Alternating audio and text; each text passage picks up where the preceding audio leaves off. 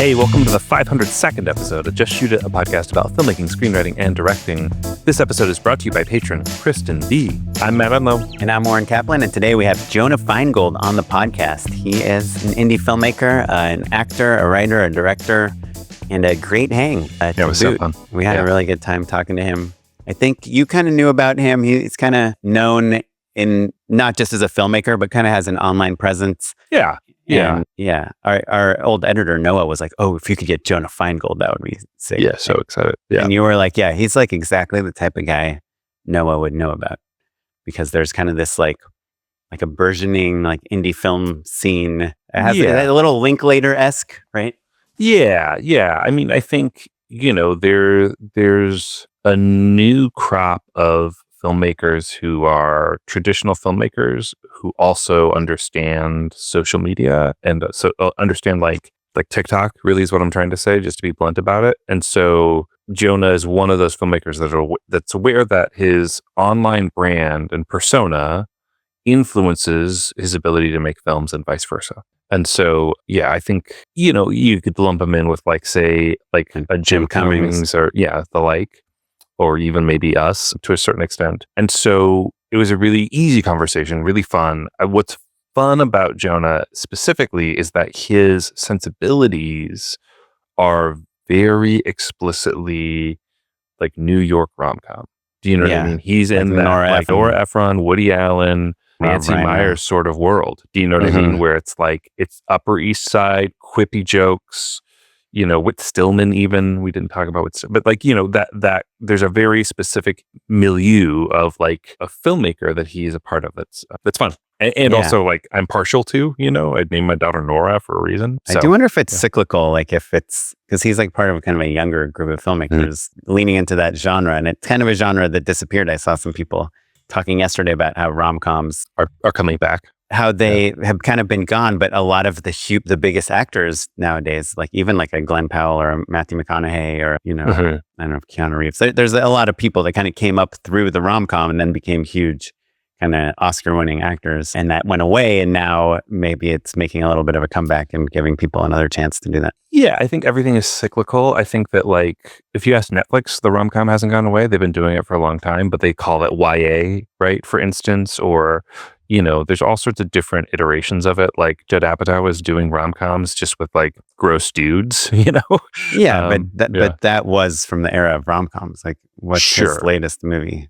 Sure. Yeah. That's fair enough. I think though, when people say rom-com, I think they mean, Sleepless in Seattle or How to Lose a Guy in 10 Days or, things like that. Right, but even if you go to like 50 First Dates, like with Adam Sandler, and then you go to Knocked Up or something like the more Apatow stuff, like it definitely has gotten edgier, like I guess more cultural, like pop culture, a little less everyone, but yeah, I don't know. Well, it's cool. It was really fun to talk to Jonah. And it is interesting to see how his social media following like informs a lot of his marketing and his filmmaking. And speaking of social media, I had a question. I have a shoot this week on Thursday that is primarily like we're mainly shooting at these social media assets. So the main format that we're aiming for is 9x16. The deliverable. Yeah, sure. The deliverable vertical. But we also, I don't know, it's weird to me. People are like, these are social first. They got to shoot them vertical. But like YouTube, Facebook, there's so many social media platforms that are horizontal, that are 16:9. But anyway, so we're shooting 16:9 safe, but leaning into the TikTokiness of it all. We're shooting 5 different spots, and a couple of them are pretty more traditional, and a couple of them are very like social, like transitions and like the phones, and it's like POV shots and things like that. Sure. And I was like, we should just shoot. We have like an Alexa 35 to shoot kind of the more beautiful product shots and stuff. I was like, why don't we just shoot the social media stuff on like a Sony A7S III or something we can move the camera. Sure, even. Yeah. Totally. Yeah. And so everyone's like, okay, cool. Yeah, we'll do that. But then today my DP just texted me. It's like, hey, do you think we still need the smaller camera or should we just shoot everything on the Alexa? And I was like, well, do you think we can do these moves? And he was like, yeah, sure. And I feel like there is this like creep into we might as well shoot it on the really nice camera. What's your take on that? I have a very strong take, and that is that if it is meant to be iPhone, and I'm not sure that yours is that. I don't think so, it's meant to be watched on Instagram. Sure. And it's leaning into a little bit of the trends of social media. Like So- one of the videos is kind of based on this viral. This is video. the gray area, because lots of TikToks are shot on prosumer DSLRs. or DSLRs. Yeah, for sure. If it's meant to feel like the character's operating the camera, they should be operating the camera. That's a hard and fast rule for me. I hate it when people are like, no, we'll put it on our shoulder and they'll just hold the matte box. I hate it. It looks bad. It doesn't feel real, et cetera, et cetera. I've ranted about this many times before. So I'm okay with shooting with a cinema camera to deliver cinematic TikToks, quote unquote, or just high res, high production value TikToks. Yeah. And I think that increasingly that's our bread and butter. Like I'm doing the job I'm shooting 2 different things and they're all going to deliver 9x16. In certain circumstances, you still need to deliver like YouTube safe, so 16:9. Are there product shots in the things? Like, will you see any products or packaging or things that need to look really pretty? No. Yeah. Because that's kind of like, in mine, all of them have product, like a packaging. It's like a food packaging. And is it like, boy, I remember shooting like game fuel, which is in like the tall boy cans, perfect for a phone. But, a pizza, I don't know how Tom Morris does it. You just like something that needs to be wide. Yeah, it's tricky for sure. Yeah. Yeah. And I told them, it's like, I don't know how you talk to DPs probably the same way I do. I'm like, hey, if you think you can do this camera move, and I literally send them the video that I did with my iPhone. If you feel really confident and it'll be faster to just stick on our Alexa all day, I'm happy with that. I just don't want to be in a situation where it's like, oh, we can't actually move the camera like that because it's too big. Or it's hitting the actor in the face, or it's doing this or doing that. Yeah. Story-wise, it doesn't really matter for the stuff I'm shooting. I've been shooting a lot of FX3 and FX6 and enjoying it because the FX6 is bigger, right? The FX6 is bigger. It's the same sensor. It's all the more like ergonomics. ENG style. Yeah. But it has a really awesome image.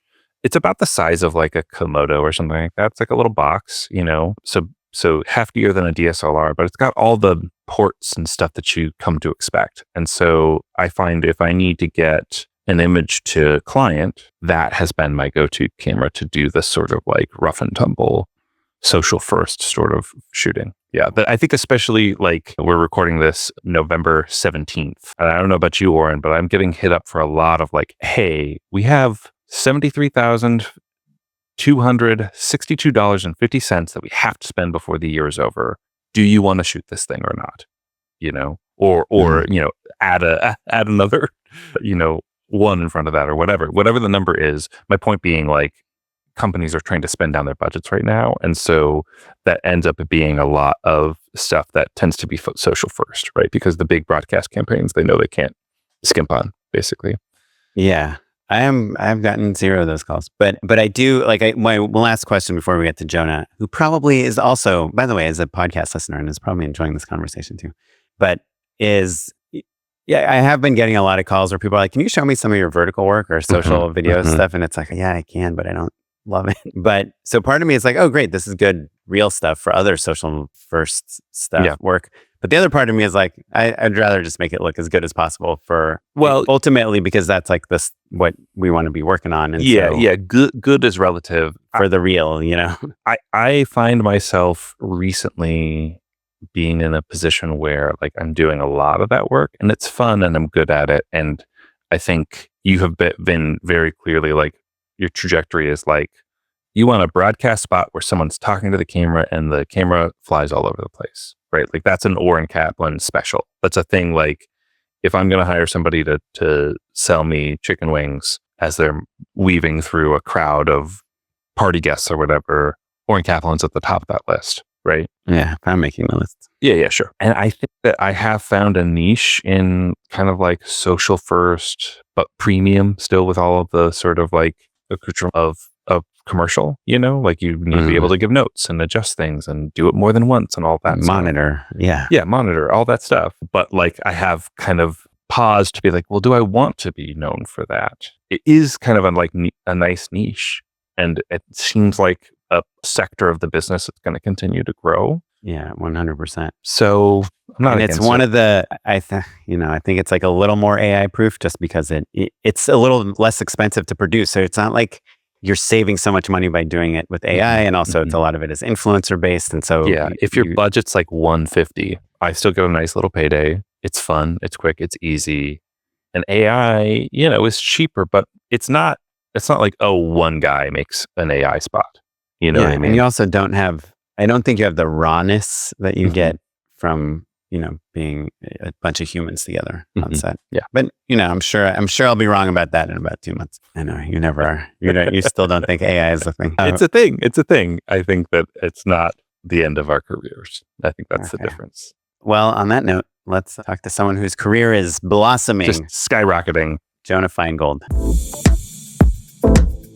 I get served your TikToks all the time. I've toned down a little bit because now there's a lot of people out there in TikTok who are like, how to write a screenplay. And I'm like, So I want to talk a little bit more about the big picture of Jonah as a filmmaker, as a person who in your bio, it says you're excited about the intersection of digital and traditional filmmaking. Yeah. I think you're really branding yourself as like this digital, Nora Ephron, Woody Allen, Upper East Side kind of guy, right? A post Lena Dunham world. Yeah. Coming back to the rom-coms of it all. Talk to us about that a little bit. Yeah. I mean, I think that it's funny because we all try to, ultimately as filmmakers, I feel like whether we do it or not, we do become part of some sort of brand in the way the world perceives us. I try to just pull from my truths. I mean, what I'm excited to talk to you guys about is like, I saw the movie, and this is I talk about this all the time, but it's important. I saw Hook when I was, 2 years old, and I was like, screw it, fuck it. That's what I got to do for the rest of my life. Didn't know what it was. Didn't know if it was acting, directing, sound design, but I knew that movie was speaking to me on a bunch of different levels. And of course, the older I got, the more I realized how brilliant it was from a thematic standpoint, from a cinematography standpoint, from a score standpoint. You're talking about the Robin Williams Peter Pan movie. Yeah. Oh, right. Because you have some Rufio connection, right? I made a Rufio fan film in 2017 via Kickstarter. Yeah. That was unreal. And then my parents were like, let's go show you some of the other people. And, filmmakers, besides watching Hook over and over again, and it happened to be the Thin Man series. It happened to be Lou Bitch and Billy Wilder and Howard Hawks and Steve Martin and Albert Brooks and Woody Allen and Nora Ephron and all Sounds these like things. Your parents are in the know somehow. Well, my dad, Steven Spielberg, he was very kind to my parents are creative and technical people. They don't work in film, but they love movies and they have great taste. And my grandma had great taste. I think that was a big thing too. My grandma would always have the movie channel on at her, because she eventually lost her hearing and her sight. And those were the movies you could keep on the TV and are quite enjoyable. If you're, I guess I should say, her vision wasn't great, her hearing wasn't great. She could obviously still hear and see in some capacity, but you put a movie like, gosh, I saw the Casablanca at the Aero Theater on Valentine's Day this past year, and I hadn't seen an audience laugh and feel as much as I had in years. Yeah, and then those classics still crush with an audience in particular. Crush. Yeah. And so I get so inspired by those. And then I go look at, Annie Hall and Something's Gotta Give and When Harry Met Sally, and I see where those filmmakers got their ideas from. From the prior works. And so I always try to go to the root of the concept and the root of where these themes are coming from. And that's maybe where I'm trying to brand myself. I say digital because I think it's becoming increasingly difficult to make noise as a filmmaker. I mean, look at this past weekend's box office, not to date our episode, but everything from Tron to Roofman to, gosh, I even forget what just came out. What else came out this weekend? Yeah. The Bruce Springsteen movie. These are movies with stars, and it becomes, we no longer live in this monoprolific culture. We now live in a parasocial culture where we all have our own people and things that we love. And you and I can all exchange notes, and maybe we don't know who the other people are that we love, but it's about finding your niche. And so ultimately, I think I had to kind of look in the mirror and say, I love telling stories that are funny, and I love telling stories that are funny in a romantic way. And that happens to come out as a romantic comedy. Most filmmakers of your age, let's say, are grappling with that in some way, shape, or form, right? Like the idea of box office declining, the rise of the digital star, all of that stuff. You would be kind of insane to not be paying attention to that in some capacity, right? But then I think there is an additional layer, right, of style and prestige on top of it. Do you know what I mean? Like, it's still explicitly New York in a way that some of those other filmmakers were explicitly New York, right? You could be explicitly Milwaukee, you could be explicitly Cincinnati, whatever. Do you know what I mean? But what is it about New York that makes you excited to make movies in New York? I think for me, it's about making a movie in New York City. It's spontaneous. Anywhere you point a camera, something interesting is happening. And people here, stores and restaurants and venues are excited to be part of the narrative. And it becomes this very living, breathing, almost sports-like thing to film a movie in New York. It's chaos. It is not easy. But the permits are free, right? Is that true? Permit's a $300 permit depending on where you're shooting, and Central Park, you have to treat like a museum, which I thought was a really fun sort of briefing they gave us when we did a scene in Central Park. And like the Empire State Building, I believe you technically can't film it from a certain angle because it's like it looks bad. It looks exactly.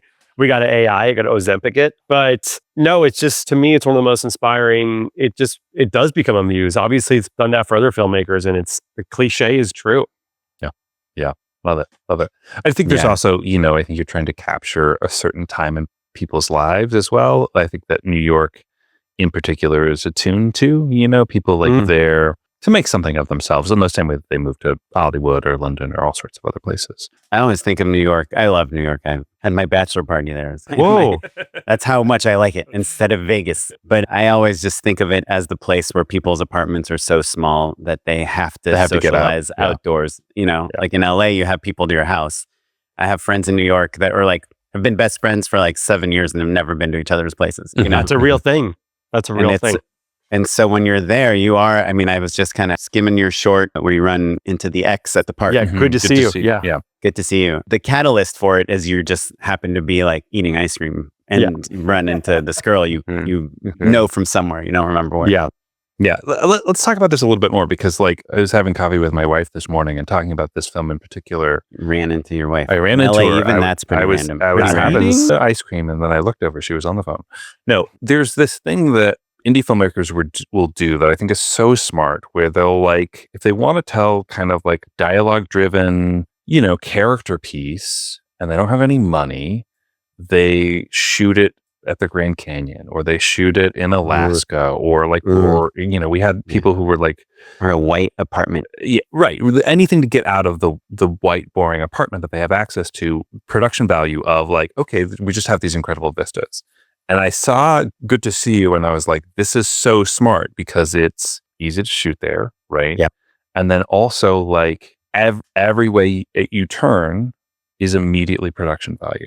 So talk to us a little bit about the literal production of Good to See You, because I'm very curious as to how small you managed to pull it off at. Yeah. Well, and for context, Good to See You, I call filmette. Filmmet. You didn't go Filmella? No, shucks. I like Filmella. Damn. Yeah. Not bad. That's okay. We'll Filmette's great too. Yeah, we'll talk about that. But it was born out of being in post-production on a different movie that we can talk about too, called Busboys. That was taking a while, and my director's cut was done. And I was like, I need to prove to myself that I can actually make something that's incredibly emotionally productive, emotionally impactful. And this is a realization that's taken me X amount of years in movies to make, and what Good to See You taught me, which is that ultimately, actually, all the things I used to worry about in a cut of a film matter much less than the emotionality of the total film and its impact to the audience. In that, a movie like Past Lives, which I have mixed opinions on, different acts, but the execution of the emotional message is so strong. What happens when you run back, when you see the person from your past? What if, right? And that last scene crystallizes that so beautifully. And I didn't understand this concept until fairly recently. And Casablanca does it, and The Apartment does it, and all these movies with great endings do it. And I kind of wanted to try a version of that to my own ability. And that's where Good to See You was born out of. It was out of this concept of, two people walking and talking in Central Park and trying to figure out how they know each other, only to realize that spoiler alert, everybody, they don't know each other. From a production standpoint, it was truly me, Sony FX3, and my friend Tess. Wait, Tess is not the actor. Tess is the actress, yeah. So there's no camera person. I was the camera person. So play up the camera, self-portrait style. You know that Norman Rockwell painting where he's painting the different versions of him? So like, and you just have it on a slider and a string that's like, as we walk, the camera will... No, that's a kite, actually, Oren. That's a kite. So there was one shot that I tried to do that where she crosses frame first, and then I can run behind the camera and I can do a pan. Didn't make it into the movie, but that was like the COVID filmmaking style. Filmmaking style. Stuff but we used, so I would frame it up, and then I would use the monitor and control app on my iPhone or my iPad, and then I would record that way. And we shot 4K, and there was a little bit of readjustment in post in terms of the framing, but for the most part, I think we were both. It was such a fun exercise in blocking because you had to dance around the frame. Very Citizen Kane. Super. Yes, there you go. Citizen Kane mentioned. What about the audio? Is it all ADR, or you had like lavs plugged into we used the Go Rode wireless 2s. Those, the YouTube mics, basically. And you can plug two of them in at the same time? Yeah, the receiver takes one on each channel. So every time I went back to DaVinci, I left and right. Mono each channel. But I think the cool part that I nerd out over is like, and I think it's a brilliant idea, but like realistically was the only option we had due to our lack of focus abilities. I shot the whole movie at a super high f-stop. Awesome. Yeah. And so the whole thing has really strong depth, very Citizen Kane. And you got to see, and this is why I'm like, anytime you film in New York, I'm like, now I know the power of multiple things in focus, multiple planes in focus, because you get to pick up on so many different storylines. And of course, it was a practical problem too, because now you have to pull focus. Everything was pretty much in focus, But that camera has autofocus too, right? FX3. It does, but it's not good for like people crossing frame, people would cross the frame and if someone's just walking by, they don't even know you're shooting a movie. All of a sudden it's following, exactly. And somebody on the way to the bodega. Did you have any takes where someone just like stops right in front of the camera and is like talking to their kid or something? It's funny to say, there's one moment in the movie where my character is talking about having children. And then literally as I say that, there's this kid on a scooter that stops dead center frame. And he's not looking at the camera. It actually seems as if it's part of the movie, but it was more magic. No one had any problems. The only thing that happened that maybe we would all appreciate here is that there was a giant gust of wind that sent the FX3 over the tripod down a flight of stairs. Oh, goodness. I was rolling and it was fine. It was a small chipped lens, but like Sony needs to know that this was like huge. Yeah. Did you keep that in the movie? No, that's when the relationship fell apart. Yeah, because in your feature you have like a crew shot at the end, right? We do have a crew shot at the end credits. So a little BTS, and there is a movie within a movie in that movie also. I thought it was important. We added that very, very late in the game because I was just like, indie movies are hard, and I just do want people to feel loved. People who worked on it, people who are friends of people who worked on it. How can I show that? And I was like, why aren't we doing crew shots more in the end of movies? We should be doing crew shots in movies. Yeah, I love that. Yeah, I want to get back to 31 Candles, but just to put a bow on Good to See You. Yeah, you released it on YouTube. Right? Yeah. Talk to us a little bit more about the reasoning behind that. Totally. Well, it's an exciting time for YouTube filmmaking. I would love to bold that. And I think now it's not like you're going to make a movie and put it on YouTube and make your budget back in AdSense, like some people seem to think, which is nearly impossible to do. But it is a beautiful time to make your movie on YouTube and reach a new audience and to convert that to perhaps Patreon members or to sell tickets to go see it in limited theaters. To me, it was about, I just needed to control something. I had worked on a project where, there was lots of cooks in the kitchen, and I was like, cool, I need to be controlling distribution. I need to be controlling the cut, and I want something low stakes. And I was actually putting the important part of why I think Good to See You is working on YouTube, because right now it's at 160,000 views, and that's over 3 months, and there's an exponential growth every month. And I think it's because, one, I actually think it's an effective independent rom-com. But two, I think that we posted clips on YouTube Shorts and on YouTube videos that we did once a week. So people were engaging, waiting for the whole movie to drop. And then when I was done with the movie, I put the whole thing up there, and everyone was like, oh, I love the way you released this, which was teaser, full movie. And then you could see how it ended. And we were in a strategic position because the movie we made, ultimately, you tried to figure out what the ending was. It was a mystery of sorts, right? There was a central question: how do these two know each other? And therefore, there's a reason you would go watch the full version. So we got a little bit lucky in that sense. But I couldn't be more thrilled with the YouTube of it all. And, the next goal would be and this is what I've done now, is how do you leverage that to get brands?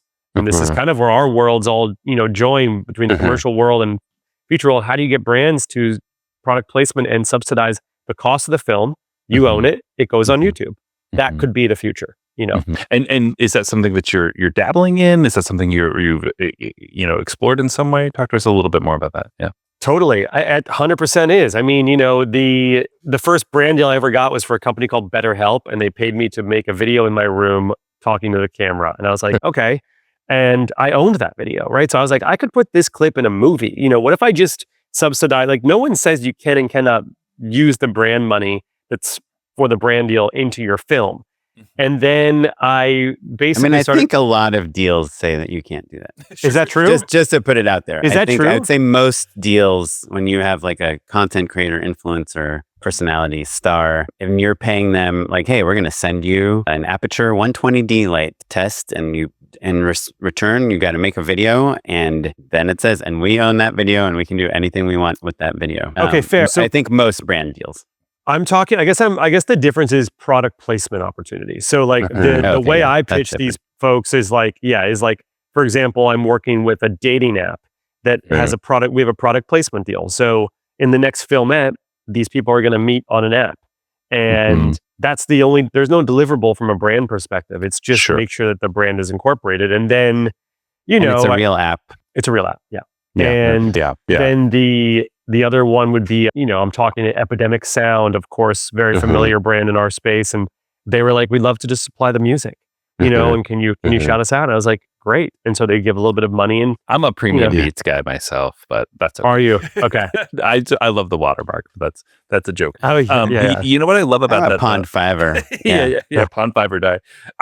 What I love about the product placement specifically of like a dating app is that now it gives you an idea of what screenplay to write. Well, no, it's like this is the real app that you're using. It's, so often like people are Googling something and it's Flinder. Flinder, exactly. Or like not Flinder, merch.com, whatever. It takes you out of the movie in the way that like when people give out phone numbers and they used to start with 555, you're like, that's a fake number and I know it, Yeah, that's the same number as some other guy in some other movie. Yeah, but by the way, you're right. It's like it needs to be strategic. It's like it can't just be anything. I mean, look at the backlash that show Anyone But You is having right now with their product placement. Apparently I haven't seen it yet. What's the product placement? Dunkin' Donuts apparently is a big one. There's a whole article that just came out about the product placement in that show. So it is bullshit that they would be enjoying Dunkin' Donuts in that show. Los Angeles, in West Hollywood. What do you mean? We have a Dunkin' Donuts in Atwater. We love it. You love Dunkin' Donuts? First of all, I love their coffee. And this is speaking as a Californian. So every time we go to New York or Cleveland or anywhere, I'm like, ooh, I want my Dunkin' coffee because we don't have a ton of access. I don't want to talk about this anymore. This is going to make me sad. And the donuts or whatever. The donuts, the coffee. Yeah, the coffee is great, but I think they're facing backlash because of some of the product placement. And when I made that movie for Amazon, Xmas, it was certainly a battle with the brands that had to be incorporated into that. A Smart Food was an example. Sure, or not as smart. Yeah, it was just they're just like I was like, this doesn't feel organic to the scene. They wouldn't be in a igloo fishing with Smart Food popcorn. Like it just doesn't make sense. So we always tried to figure out ways to make it feel organic. But I do want to just take one step back. I mean, obviously you're talking about Good to See You, your short, which you made basically by yourself. You and the actors are the directors and producers and writers. So it's inexpensive. But at a certain level, once you want to do things of a certain budget, the product placement just does not even come close to covering your costs, right? Like a lot of this stuff is in kind. But also their product placement is still quite meaningful for brands. If you remember when James Bond was drinking a Heineken, he wasn't doing that for free. And we all know that James Bond doesn't drink a Heineken. That's the thing. He doesn't drink a Heineken. If it's shaken and not stirred, he'll drink anything. Yeah, right. Well, that was probably was a multi-million-dollar deal. What do you think? It's got to be. Yeah, it's got to. It's got to be. It's not a $200 million deal. Whatever. It's not a $200 million deal, but it is substantial, and it is part of how even studio films get made at this point. Right, but a big part of why Heineken is going to spend $5 million on Bond, and why whoever Paramount, the Broccoli family, whoever owns Bond wants to do it is because Heineken is gonna spend not only $5 million on I think usually the deal is like a marketing thing. They're gonna do a marketing spend. Right. We're gonna do $5 million worth of commercials and promoting your movie for free. So it's like we're giving you $5 million of marketing money, and then in return, obviously Paramount or whoever is also spending their money marketing the movie. Yeah. So it's just a different scale of things. I think in a niche market, like you're talking about Epidemic Sound, that's like a more niche thing. But once you're making a $5 million movie, or a $10 million movie or a $20 million movie, the smart popcorn is like it's not part of the business model of how you're making your money back, I think. Sure. No, well, I mean, at least for the last 20 years, I've seen product placement in every single indie film business model, pamphlet, and never actually seen it work. Well, here's the thing that's changing and this is, I agree, I understand what you're saying, but like, look at a brand like Barstool or Almost Friday or any one of these media companies. They're all primarily making money due to massive brand opportunities that, aren't just single out videos, but like podcasts and, all these different things that they pitch. And my thesis is like that should and will become an integral part of the independent film world, because it's way better and more responsible than like trying to raise equity and then go try to make your movie back. Minimum guarantees don't exist from mid to low level distributors anymore, and so you're not going to sell your movie to IFC out of South by Southwest for $1 million. Yeah. And maybe 50,000, maybe 50. Yeah, exactly. Yeah. That's a great MG. But by the way, then you have to pay that back before you see that recoup, which your movie probably didn't cost $50,000. Probably cost $3 million. So why not? So my kind of like, it can be helpful, I think. And I think ultimately once you can, it's the same way soap operas were created to sell soap. It's like my potential prediction is that we do get independent films that are financed by marketing brand budgets, that aren't necessarily in your face product integration, but more so saying like, hey, wouldn't it be cool if Voodoo Beer made the next old school movie, and that's, again, I don't have the specifics beyond that. I just know that the whole equity thing isn't working great. Yeah. I think that's really fascinating. And I think that I've been thinking about a lot.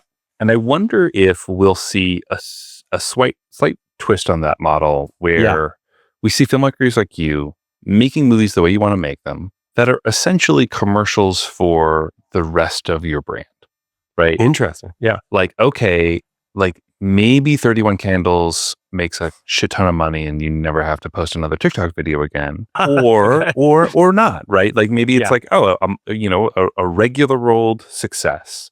Yeah. And maybe that's some mailbox money and maybe not, but it's not enough to live on typically in this climate, not to. But New York is cheap. Right. Oh yeah, New York. Yeah. Not to be pessimistic about things, but just talking about the indie film market, but all of the content and exposure and all of the halo effect of any film, not to use yours as an example, podcast appearances, press, all of that stuff builds your brand up, right? And so all of a sudden your following across social media becomes greater, right? And then all of a sudden maybe brands are paying more attention to you. Maybe your YouTube channel gets a little bump, and all of a sudden, an ad integration on, a talk back that you do with us or something like that becomes a 5-figure deal. That could be the way that filmmakers in the next 10, 20 years are thriving. I don't know. I think you're spot on. And I think that, because to have a relative specific success with an independent film, as we all know, and as people listening know, is really hard, no matter who you are, no matter how good your movie is. Now, obviously, you can pierce through. A movie like Weapons can pierce through. Sure. Horror can pierce through. There's what's tons the Raka Raka movie? Talk to me. Yeah. Talk to me. Yeah. And by the way, A24 no longer invincible. If you look at but I think you're right. Like, to make a movie is still quite an impressive feat, and we as artists love that. And us filmmakers will always treat ourselves as filmmakers first, above whatever else people might label us as. And I think you're right. I think there's a way that everything can sort of serve and feed it all. But this goes back to what I believe the thesis is also, which is the parasocial relationship. It used to be a time where you could hear that Nora Ephron had a movie in theaters and you would go see it because it was a Nora Ephron movie, and you knew Nora Ephron made that film.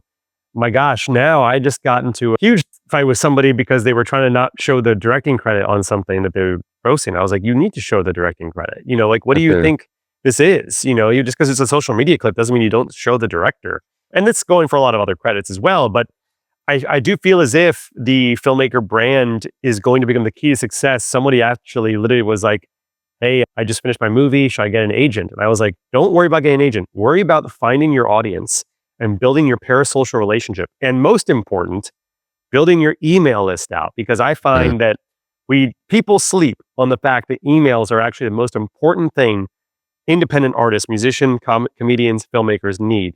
Because the open rate of an email is significantly higher than the open rate of an Instagram story or an Instagram post.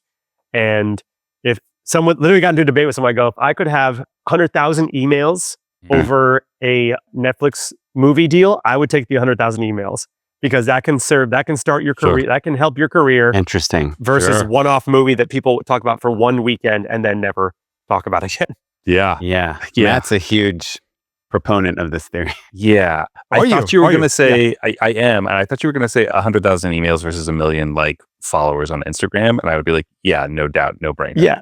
When you said Netflix movie, my heart sank because I think you're right. And also I still want a Netflix movie. You know what I mean? Yeah. But I think Jonah, as kind of a prolific filmmaker, realizes that it's less about it's the long run. Here's the thing, I want a Netflix movie too, but it's the long game. It's like, Netflix movie, of course, you get a payday, it's fun, you get to make something, people talk about it. People talk about it for a weekend, and then you're back at square one. And it's not like making a great movie for Netflix locks in, unless it's a 5-picture deal, then yes, go make that. But also, Matt, if you get 100,000 people to invest into your Bitcoin scam, then you can make your own Netflix movie. You made that. That's correct. Money. That's true. I for whatever reason, I keep sending messages from Nigeria, and no one wants to open them. So strange. It's the Nigerian print. You're the prince. Yeah, I hired a prince to market for me, and it didn't work. Yeah. Yes. I have a very big royal family. Yeah. That's right.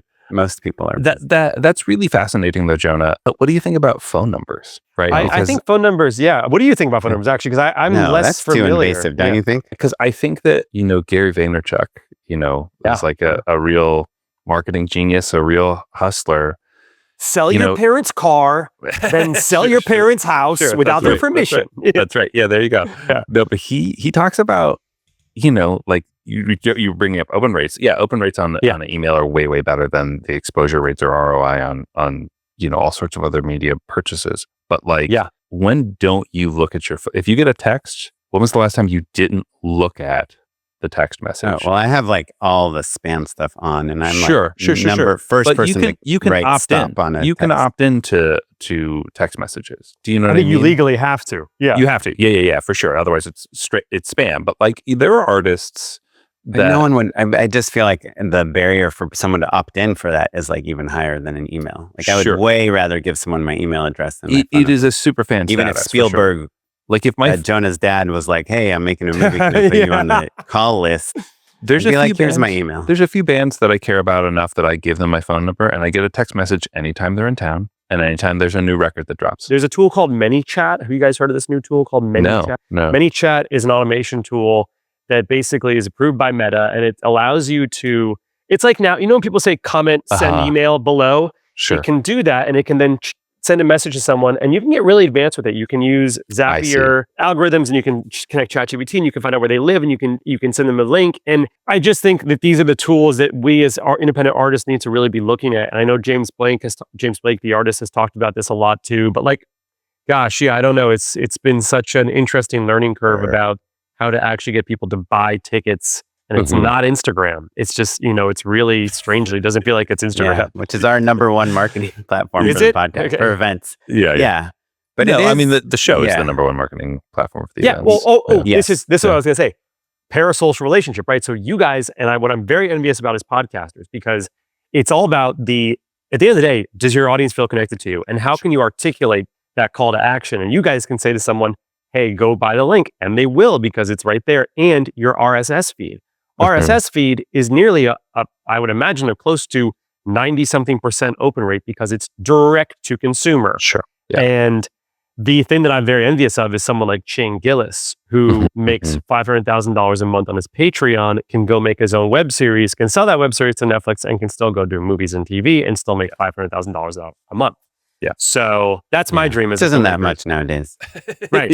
Yeah. Sure. Like small budget. Yeah. Big whoop. It's like 2 Bugattis. But I think that maybe the big overarching takeaway, right, is that, and this is a no-brainer, but you have to be a student of all aspects of filmmaking. And that literally boils down to like, heads up, have you heard about this cool new comment automation system? To like, hey, what lens am I using? What active verbs am I using to direct this scene? How do I what's my scene analysis, right? And that's a different, that's a different thing than what we were prepared for, right? If film schools, you mean as podcasters? Is that what you're? As podcasters, exactly. Yeah. But no, as filmmakers, if you were in film school and they're like, hey, we're going to teach you social media marketing, maybe students now would be excited for it, but certainly when we were in film school. Isn't that crazy that like everything, like, and by the way, the part that we do that we love, being on set directing, I mean, that's the easiest part. That's like truly it's the most fun. It's easy. You're on set, you're having fun. And then you have to, like you said, you have to learn about all these tools. But in a sense, it's exciting. It's just it's just so different than like those videos of seeing Spielberg directing Jurassic Park on set. Sure. I don't think he went to his office and dealt with this shit. They had a marketing. I do think though, actually, Spielberg specifically, I think that his genius is not just that he was a gifted filmmaker, but if you listen to like audio commentaries with him from like, I think on like Zemeckis' first feature or second feature. I Want to Hold Your Hand? Oh, I Want to Hold Your Hand. I love that movie. So if you listen to the commentary, Spielberg's like name dropping like studio executives. Like, I introduced Bob to this person and that person. He knew the game. He knew the field in a way that you think of like your favorite producer, like your schmooziest producer. So he had both sides. I think I love that. The secret weapon was that he was great at studio. Yeah. Of going on the tram ride at Universal Studios, jumping off and setting up an office on the lot. Okay. I don't think that's true. I don't Where think was that's that true. scene? Where was that scene in The Fabelmans? Sure. That would have been great, actually. That would have made The Fabelmans. I didn't like The Fabelmans. I was like, Hook is a way more accurate portrayal of his child. Like, Hook is his real vulnerable movie. But to your point, I totally see that. Of course, he made a really great producer. All the movies he's produced are incredible. It sounds like he was a socialite and like is a socialite, and to your point, knew the relative system in place and played Hollywood. But the funny thing is, it's no longer Hollywood, right? Because Hollywood is like this amorphous concept that probably doesn't exist or have relevancy as much, today. And it's more like, how do we become our own ecosystems by which we're communicating with our audience and schmoozing ourselves or smoothing our audience, whatever it's going to be. But I got to go listen to the I Want to Hold Your Hand commentary because people don't talk about that movie enough. That's true. Yeah, it's pretty great. It's pretty wonderful. I do think it's like, if you think about kids that are playing football and they're like, I want to be in the NFL, and then they end up not in the NFL. They have no, like maybe they can be a coach or they can work in physical therapy or be like an agent to athletes. But in the same way, filmmakers, like we all want to be like Ryan Coogler, where we don't need to worry about our social media and we don't need to, we have the buyers coming to us. Yeah. I think the difference between Jonah and like Matt and me is that you are prolific. From what I've seen, you are the star of most of your own work. Yeah. Being the from a brand personality, when your stuff works and when you're emailing people or, doing stuff on TikTok, like it's a different connection. Like if my feature, my Netflix movie that I traded for 100,000 email addresses comes out, like I had a movie on Netflix. Like no one would walk up to me on the street and be like, "Hey, I saw your movie on Netflix." I would come up to you on the street. You also didn't post a TikTok about it the day that it came out. You didn't do a live Q&A. You didn't, no one told me about TikTok. To be a filmmaker, I think you do have to be extroverted in some capacity. You have to be willing to put yourself out there to lead like a crew. Natural Stanley Kubrick type. Right. Sure. Kubrick could get away with not having to do that, right? But like in this day and age, look, there's Jonah, there's Jim Cummings for sure, but then there's also like David F. Sandberg, who like doesn't seem to be a guy who's super excited about getting up in front of a crowd, but still makes videos, and that's why we know his name. Some of the best YouTube videos, though. He's like a YouTuber. Some of the best. Like, And Ryan Coogler has a podcast. We forget. Sure. Ryan Coogler has a podcast. Sure. There you go. I mean, he did like single-handedly resurrect like Rocky, that 70 millimeter film or whatever he was like trying to go watch. But Coogler also like represents probably one of the last waves, and like kind of John Chu, who I believe is a little bit older than, but Ryan represents that era where like you did the Sundance Smash, then you went right to the studio, and he stuck to his guns. He is a great example of never getting distracted. I want to write Creed. I'm going to direct Creed. And like, you know, and it was just that era where you could kind of become this studio filmmaker. And then, gosh, I really don't know the pipeline of like out of school, indie Sundance hit to studio job. Maybe there's one or two left out there, but it's like, it's hard to make that conversion. And also, I'll remind you, Coogler and John both IP. You know what I mean? It's right. Like it's not, and even like Greta Gerwig, right? Like Barbie, Creed, Wicked. You know, like it's not true. Like, I mean, the Daniels they did both go to USC. If I don't know. The Daniels did it without the IP. Yeah, the Daniels did do that, but you know, but they also exist like that. Yeah, that's true. But they also, I feel like, took their own. It was a different type of path. Still similar, making big movies, but like different sort of pathway. But to your point, I always think about that. Long gone are the days that you could be a director that's very quiet, and I guess you could still be quiet, but you could just go make your movie. Studios would give you money, you'd go do it. Now it's the parasocial thing is it does help to be in the work, because you know the reason I'm in 31 Candles and the reason I'm in Good to See You is actually more so because it's really hard to cast men in rom-coms these days. Sure. It's hard to find guys that are down to look on. Why is that? Well, first off, it's really hard to cast movies these days, as I'm sure we all know. But for our audience listening, there's this little crazy concept that people think there's like 10 actors that have value. I'm making quote signs when really no actors really have much, in my opinion, the power to bring people to theaters on their own anymore. But financiers want names. And then those 10 people are all the same 10 people, and they're all working for the next 4 years. And they also don't read scripts that aren't financed. So, you know, and you can't get financed without the actors. So you get now more than ever trapped in this purgatory. And particularly for rom-coms, you need the pairing because, you know, I'm making movies that require 2 people to have chemistry. Therefore, I need the you know, one of each. And I can usually get one, but the other one just takes longer, or it's like a shorter list, or like agents are like, they're reading it. And then 6 months later, they didn't think it was right.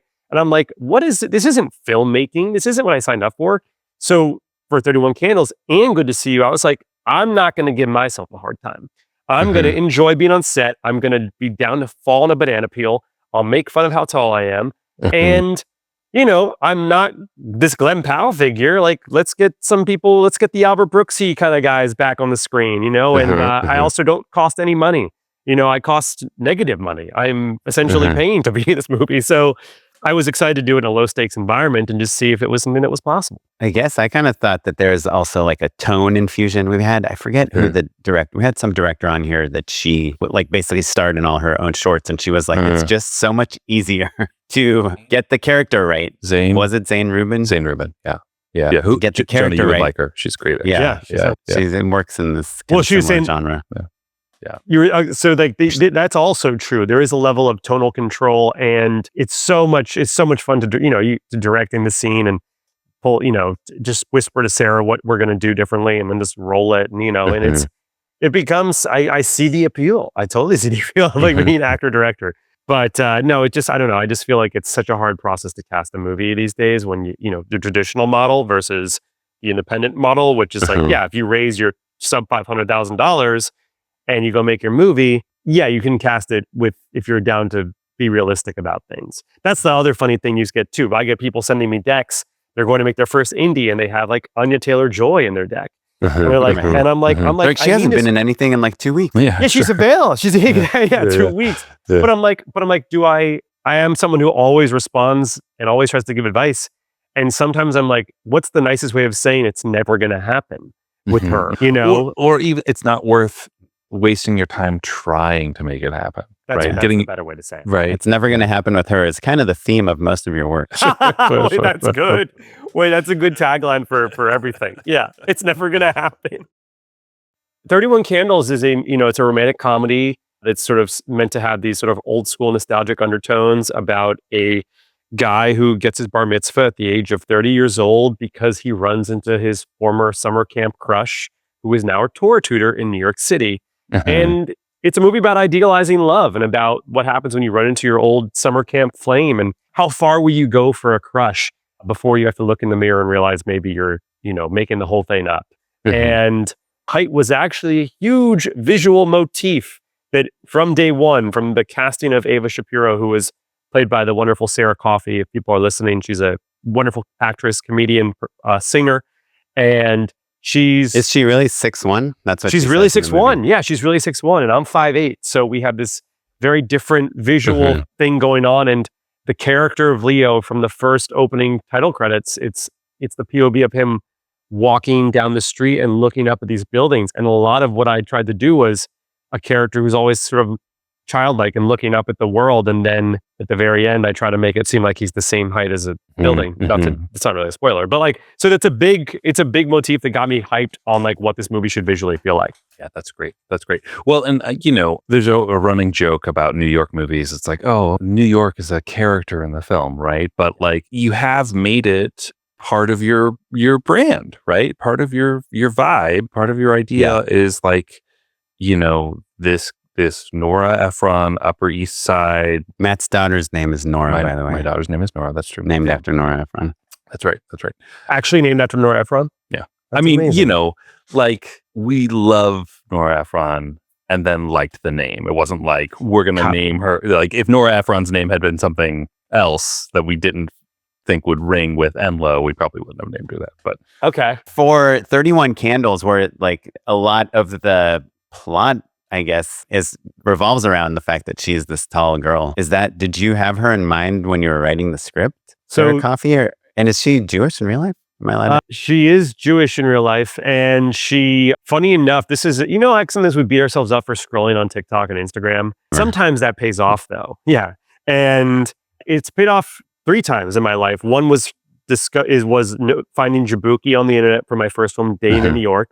The second was he not really working that much when you not on screen as much? He was more he was just a pure stand-up at that point, right? Yeah, pure stand-up in Twitter fame. Gotcha. Yeah. And then Veronica Slosowski from SNL now, but I cast her in Xmas. We made that 2 years ago, and she's a dear friend. And then Sarah Coffey, I scroll upon, and I was just early phases of writing 31 Candles, and I was like, can we get coffee?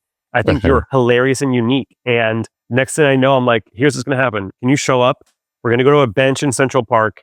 I'm going to bring my Lumix S5 Mark II. I'm going to film us chatting as if we just ran into each other. By the way, very strange to say now because I'm realizing that's very similar to Good to See You. But this is a first email that you send an actor? This was a text, yeah. And then and then we filmed a chemistry test of sorts. And I was like, yep, this is the girl. Incredible. Yeah, and then passed it and you around hadn't her. written the script yet. I was halfway through it, at that point. By the time the chemistry read had happened, I found that video file, so I'm going to upload that when the movie comes out in a week or so, just to sort of use it as a promotional piece. But yeah, then we got to go make the movie together, and that's how I found Sarah. And a lot of the actors were just people I was fans of, and texted or called or got their representation on the phone and said, "We have a start date, we have a go day, we have these hours. I'm not going to waste your time." Yeah. Talk dirty to me. So smart. Yeah, no, I love it. What I mean? But you know what I mean? Yeah. No, it's Truly, it's a lot easier when you call and say, show up here and then here's the book and here's the tone and here's Get how I'm ready. going to block it. Do you want to act in a movie we're shooting right now or not? Yeah. Yeah, exactly. 100%. We're actually in a movie and you, kid, are blocking my camera. Yeah. Well, Jonah, I know you got to go, but I am curious, what's the 5-year plan? What's the big picture for you? Ooh, the big picture, well, I guess I should say my dream has always been to make movies like Hook or Men in Black or Night at the Museum or Jumanji. Sadly, movies that don't really get made anymore. And I know you guys had Seth who did Sketch, which I thought was, a movie that touched into that tone. And I'm super excited to see what that can do for the genre. But my dream has always been to do that. However, I'm not going to lie to you guys. How did you know we had Seth on? When did that episode come out already? Yeah, it's Thursday. It's on YouTube. It came out today. Yeah. Wow. This is really I do my research. to the minute. I'm a fan. I listen. and look, I had a mental breakdown on Tuesday. And I said, I'm quitting filmmaking. Tuesday this week. This week. Yeah, a couple days ago. Yeah. 2 days ago. It's a I was Thursday gonna- recording. Yeah. I was going to quit. And you're like, wait, I'll do the podcast first. yeah, I'll do the podcast, then I'm done. You were like, I just need a sign. Ding. Just shoot this in. Let's go. I'm staying.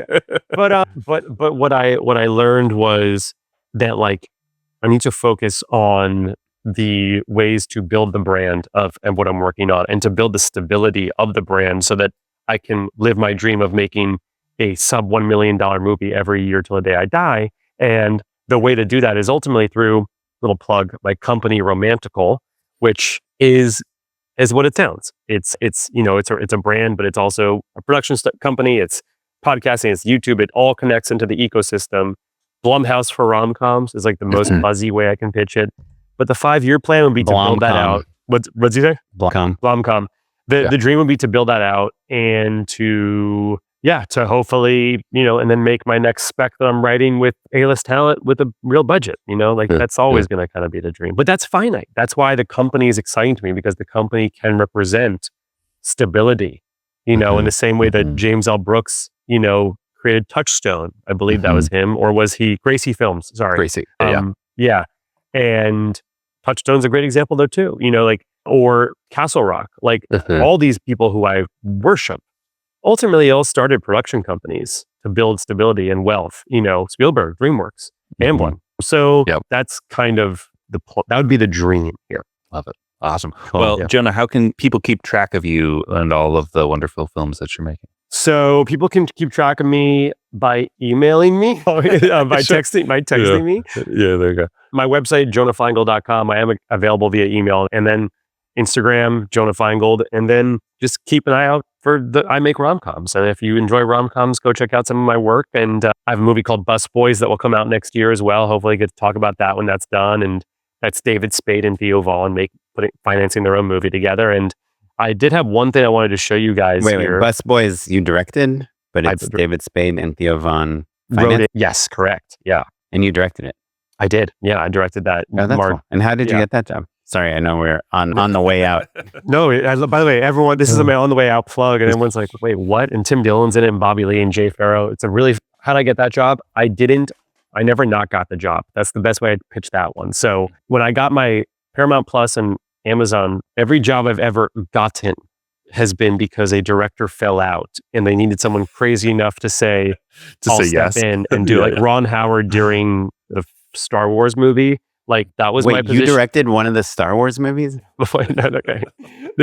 But like the Paramount job, the Xmas job, like they fill out their directors, and I was like, I'll go do it. And how did they know you? How are you on the number one on the list of who to call once these people? I'm number 50, probably number 60. And then, dating in New York, the Diego Boneta, the actor of At Midnight, saw and loved it. That movie went to Tribeca, and then we went to IFC. We did theatrical, and then Xmas, I believe, the producers enjoyed At Midnight, or Dating in New York, and they said okay. And I'm certainly way down after they go to Sean Levy or they go to Nicholas Holt, what's his name? Lena Dunham, even probably. Lena Dunham. Who's the guy who's forgetting Sarah Marshall?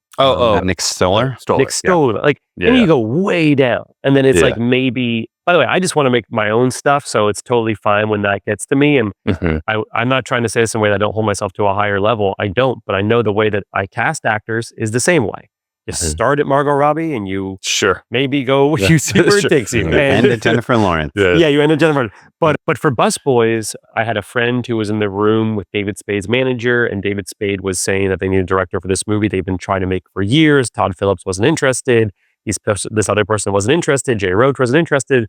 And I met with David and I met with Theo, and I was like, let's just go make this, guys. And basically never put myself in a situation where I wasn't going to not be the one to make it. And I started, here's a cheat code, start scouting. Started scouting. Started sending them location photos. Started casting conversations. Picked a start date. And there was no budget. There was a budget. The budget was too high. And then I brought in a producer, a guy named Ezra Cooperstein from a company called Night Media.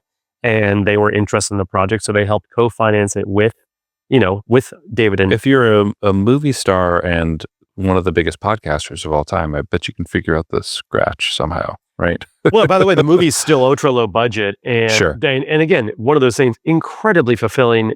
The nicest people, really trying to make a comedy like they used to make them, and it's a sign of the times, right? Like that's an independent movie. That's Yeah, what dude, I know Ezra Cooperstein. Do you know Ezra? He used to be part of Maker. Yes. Studio. Wow. Yeah. Sure. Yeah. That's right. I know that name. Yeah, totally. And by the way, do you know Ron Erickson, who used I do know from Maker? Ron from Maker? Ron, he content started creator? The Machine for a minute there, right? With Kevin Herrera. With Kevin. Also, Kevin was on the show. Ron, show. R-A-W-N, right? Yeah. Hey, I'm Ron. Yeah. Or whatever is. Yeah, hey, I'm Ron. By the way, they were producers on Bang the Rain, the Rufio Dante Basco Hook spinoff. Oh, What I crazy. wanted to show you guys really quickly is just because your hats have Nora Ephron, your daughter's name is Nora Ephron. This is some crazy shit. So basically, When Harry Met Sally's a holy grail for me. Sure. And my dad randomly texts me one day and he sends me this, which is basically and I'll just show it to the audience for a second, but I'm just going to read what we're looking at here. So it's Spring Makes Its Entrance by Nora Ephron. And it's when she was a writer for The Post. And she interviews a 9-year-old about spring. And at the very end, it says, my dad's name, John Feingold, 9 years old, who got interviewed by Nora Ephron for a news article when she wrote for The Post. And I was like, that is the craziest thing I've ever seen. So good. That's so good. Yeah. So, some of this stuff is like, it's just magic, and that's kind of the other part of filmmaking. Yeah. Love it. Well, that's awesome. I just want to throw out one other connection just because he used to be the editor of our podcast, but Noah Bayshore is a huge fan of yours. And he was like, dude, 31 Candles is out. You got to do it. You guys got to talk to Jonah. Yeah. And I was like, let's shout him out for a not. second because I'm so proud of him for making his movie and the reviews he's receiving. And just, him and I have been emailing for years since he was trying to make that film. And one of those classic examples of, by the way, anyone listening, you want to go make your feature. It kind of starts with an email to someone saying you want to go make it. And then it just becomes your own internal subconscious that forces you to go do that thing. People don't talk about that enough. The David Spade Theo Von movie was because we started saying we're going to go make it. The second you start saying you're going to go make a movie, it actually increases the percentage of the movie happening by a real number. Yeah, a significant number. And if you don't say it, I do know the number of like the statistical likelihood. Yeah. So I love shout out. You got a second for the unpaid endorsement? Oh yeah, of course. Unpaid endorsements. My unpaid endorsement is a movie called They Came Together. Do you guys know this movie? I was an intern for David Wayne on that movie. No, yes, I was. So yes, good. I was. So yeah. good. Oren, you'll love this movie. If you liked Wet Hot American Summer and you like New York-y rom-coms, this is a send-up of those films, basically. I think in that movie, they say New York as a character like 15 times or something crazy. It's Amy Poehler and Paul Rudd. And it was weirdly under the radar, like underseen, really, really funny. A little raunchy in a fun way, but like in that sort of Zucker Brothers sort of send up, but of the movies that we've been talking about for the last hour. So They Came Together. Pretty great. That's awesome. Love that one. Awesome. Jonah, what you got, buddy? Okay. Unpaid endorsement. Let's go with, by the way, I was going to say broadcast news, but that feels like it's too famous. And You could do it. You could do it. There's people listening who have not seen broadcast news. Okay. So let's go with broadcast news. And here's why I'm saying that, because I have this problem that if I watch a movie that's too good late at night, I will stay up all night and I will just get so wired and pumped because it's so good. Broadcast news, James L. Brooks. It's a rom-com, but it's also sort of a news social commentary movie. And it's the kind of movie that you forget that we used to make movies that were romantic, dramatic, and funny. And they were blocked in interesting ways. And they were shot with beautiful color and mise en scène. And like, it just delivers everything to you. And you know what? I would just say unpaid endorsement, the very popular movie, but maybe to a different generation, newer broadcast news. It will be very inspiring and it's fantastic. This is how you get like young film nerds. You let them know it's on Criterion, right? There you go. So, yeah. And then also Defending Your Life, same filmmaker, a slightly different cast, but like those two are perfect companion pieces. Great companion piece. Yeah, totally. Yeah. Awesome. Kaplan, what you got, buddy? God, I'm so out. We've literally just recorded like 3 episodes in a row in like the last 24 hours. And I was like really good on endorsements. This isn't not even an endorsement. I'm just mentioning something. It might be good. It might not be good. but a friend of mine, I have to write a treatment. I got briefed on it last night at 5 p.m. It's due today at 5 p.m. Also happens to be my birthday. Wait, today's your birthday? Yeah. So I got to happy turn 31. birthday. Oh my God. That's why he's been eating cake in the background. Wait, happy birthday. That's so cool. Damn. And Thank you for making the time on your birthday. The whole time they've been texting me like, do you really need 3 cameras? Like, I mean, yeah. So it's kind of, we have to, figure out the budget and all this stuff in a day. While it doesn't matter that it's my birthday at my age. It very much is not a big deal, but my kids like want to celebrate. My son got me a Nerf gun and he wants to play with it, and so it just takes some mental capital just to exist on your birthday. But so I was lamenting to a producer friend and he was like, oh, I know this director that uses something called Whisper. Do you use it? And I was like, no. And he's like, it's like an AI tool that he just talks to.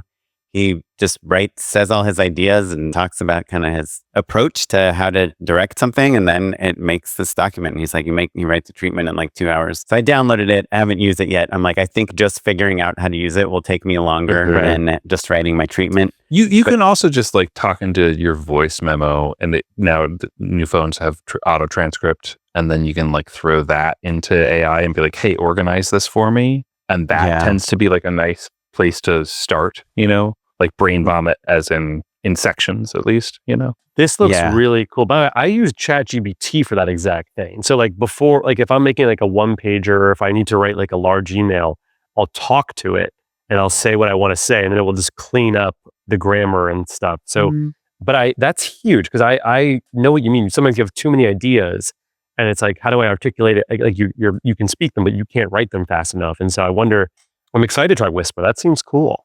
Yeah, I've not tried it yet. I'm not endorsing it officially, but I realize my process is, I just can't make a treatment in 24 hours. I need to soak in the material. I need to walk around. I need to talk to people about it. I need to watch 8,000 references. You need to write the bad version, then read it and fix it, and then refix it, and then I just need like a kernel. And so it's like, I even get with the voice to text stuff, I get really anxious about like, oh no, did I stutter? And is the text not going to be understood correctly? So anyhow, it's a tool that's out there. Check it out if you want. I might or might not endorse it in the future. Can I give one more just quick endorsement for something? Sure. Yeah.